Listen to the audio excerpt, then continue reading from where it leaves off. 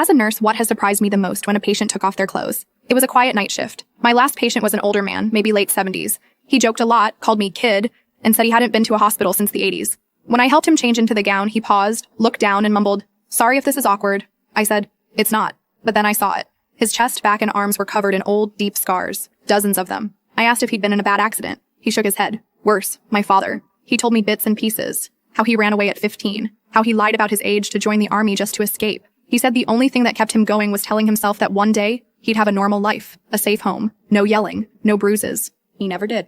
No wife, no kids, just a tiny apartment and a cat named Lucy. Before I left the room, I asked if he needed anything. He smiled and said, "No, just thanks for seeing me." Most people don't. I stood in the hallway after and cried.